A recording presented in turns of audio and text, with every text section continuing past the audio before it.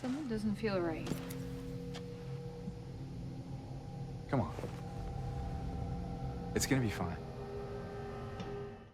Silent Hill 2.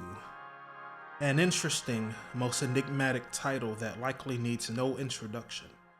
It stands as a paragon amongst psychological horror titles, and many may even consider it to be the best horror game ever made. I have come to understand these sentiments, as despite the Silent Hill 2 remake being the first title I have played in the series, as well as horror not being a genre I particularly resonate with, it undoubtedly left a lasting impression on me. In fact, the title was my personal game of the year for 2024, despite being a large fan of Dragon's Dogma and Dragon Age, which both had sequels that exact same year. One of the key things that has intrigued me so much with Silent Hill 2 is that it is filled with so many underlying meanings that have spawned countless theories, from the time loop theory to Silent Hill existing as a purgatory or a realm of suffering for the main characters present. But one theory I had that I wanted to touch on briefly has to do specifically with Maria and Mary. Now at this point, we all know that Maria is a manifestation of Mary Sunderland, wife of protagonist James Sunderland, and it is heavily implied that Maria's traits are born from the mind of James and his wish to see Mary again. I got a letter. The name on the envelope said Mary. My wife's name. It's ridiculous. Couldn't possibly be true. That's what I keep telling myself. Mary died of that damn disease 3 years ago. So then why am I looking for her? Hopeful. But what if Maria is Mary?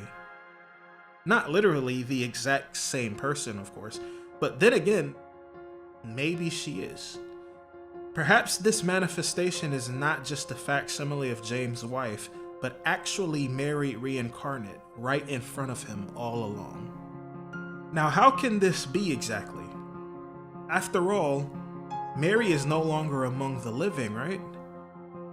But we do know that Silent Hill is a very, very strange place, where the subconscious seems able to manifest into reality, as dreams and nightmares given tangible form. And we know that, as is the case with James, Angela, and Eddie, Silent Hill affects those that are within the town, struggling against their own dark machinations.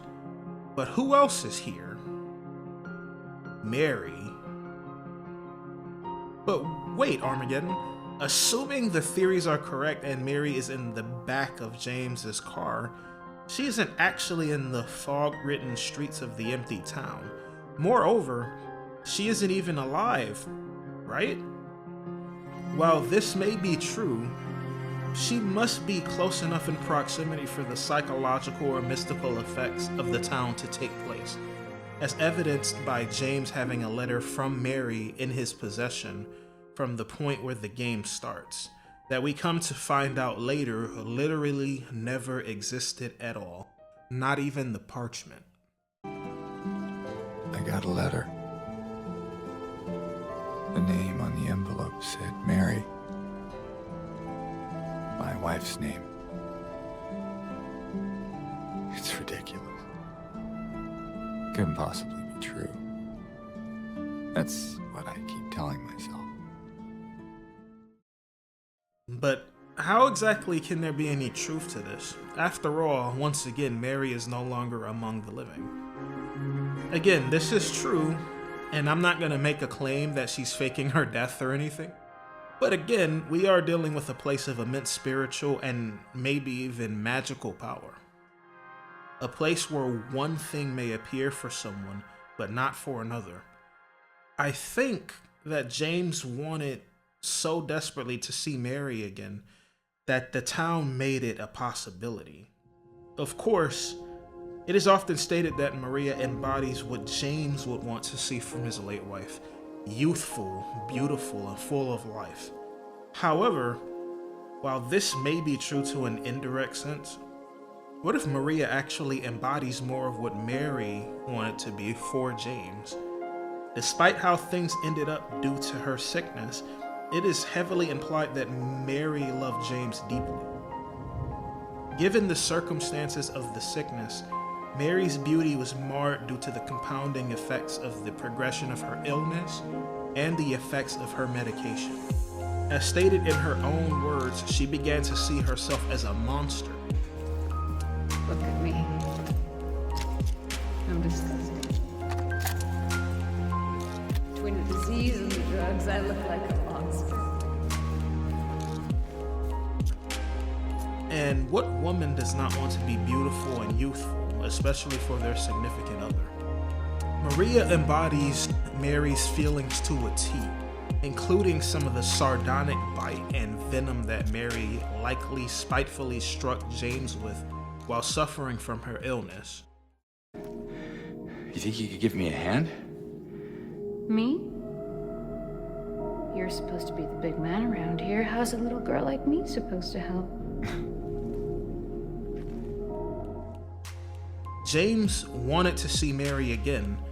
Why else would he be so hopeful when he knows deep down inside that what he is hoping for is impossible? But despite his desire to see her again, I highly doubt that he would want to once again experience the more negative attributes that Mary displayed during the 3 years of struggle with her illness, especially considering that this very illness drove James to the brink of insanity and to alcoholism. Even more interesting is that as the story progresses, Maria goes from being sweet and kind-hearted, albeit a bit manipulative, to even displaying some of the extreme range of emotions that Mary experienced in her last days. Even going from chiding James to clinging to him desperately to stay with her and protect her, very similarly to Mary's behavior displayed during the 3 years of tribulation that she and James endured. Get the hell out of here. Leave me alone already. Why are you still here? I told you to go. Are you deaf? Don't come back. Anyway? What do you mean, anyway? I was almost killed back there. I have never been so scared in my whole life. All you care about is that dead wife of yours. You couldn't care less about me, could you? No, I just... Then stay with me. Don't leave me alone again. You're supposed to take care of me. James. Wait. Please. Don't go. Don't leave me alone. I didn't mean what I said. This, alongside Maria possessing memories and tendencies that even James wouldn't know about in the form of a strange attachment to Laura, gives a very convincing argument that Maria is not just a manifestation of what James would want, but is literally and figuratively Mary reincarnate.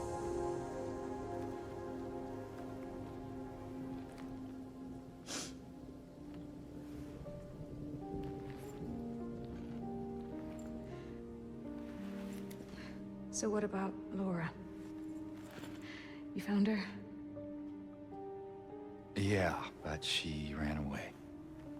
What? Well, we have to find her. Yeah, you really seem to care about that girl. Do you know her? I'd never met her before. I just feel sorry for her. She's all alone and... I don't know, for some reason I feel like it's up to me to protect her. And with all of the previous points, this brings us to the ultimate point that I wanted to discuss.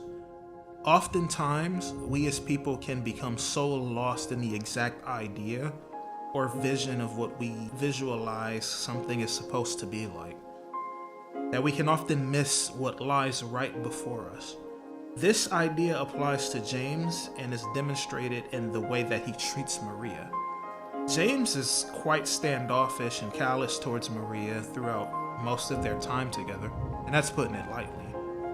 And at times, honestly just plain rude to her. In stark contrast, he is shown multiple times having more understanding and tolerance towards the strange Angela. Then again, now that we're here, can't we stay? Just for a little while. Catch our breath before we head back out there. I don't have time to take a break. What are you doing? Something to take the edge off. No? You sure?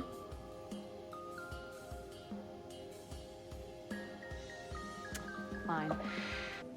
Anyway, I'm happy to see you.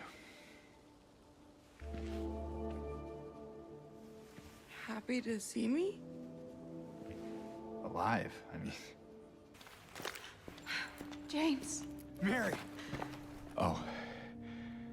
Maria, I thought... Sorry. Anyway, I'm glad you're alive.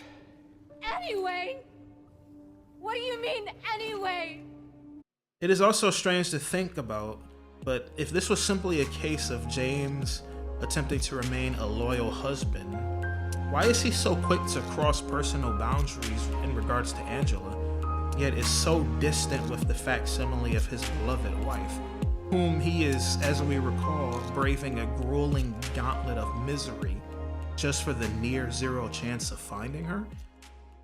Angela? Are you all right? Angela? No. Please. You shouldn't be here. Angela, it's okay. No, don't touch me! Stay with me. Don't leave me alone again. You're supposed to take care of me.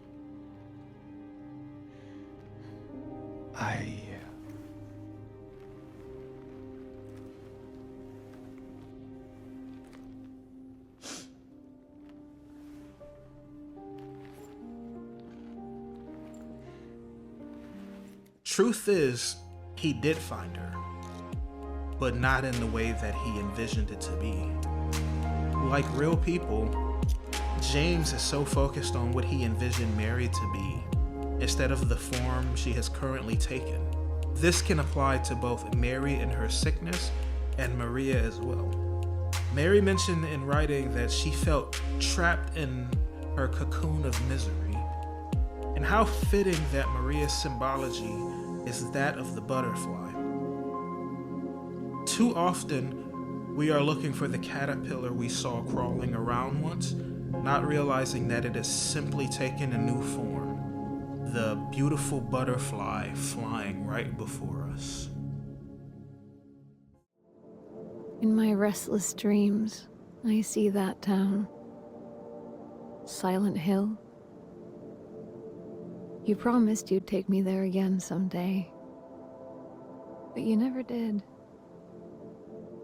Well, I'm alone there now, in our special place, waiting for you to come and see me.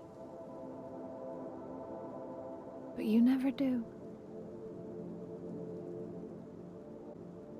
So, I wait, wrapped in my cocoon of pain and loneliness. I know, I've done a terrible thing to you. I wish I could change that, but I can't. I feel so pathetic and ugly laying here. Every day I stare up at the cracks in the ceiling, and all I can think about is how unfair it is. The doctor came today. Told me I could go home for a short stay. It's not that I'm getting better. It's just that this could be my last chance. Even so, I'm glad to be coming home. I missed you so much. But I'm afraid, James.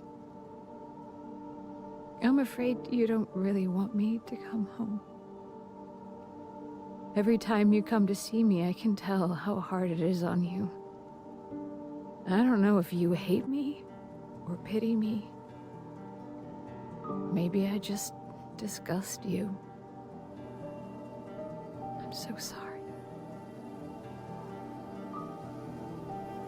When I first learned I was gonna die, I couldn't accept it. I was so angry. I struck out at everyone I loved. Especially you. And that's why I understand if you hate me. But I want you to know, I will always love you. Even though our life together had to end like this, I still wouldn't trade it for the world.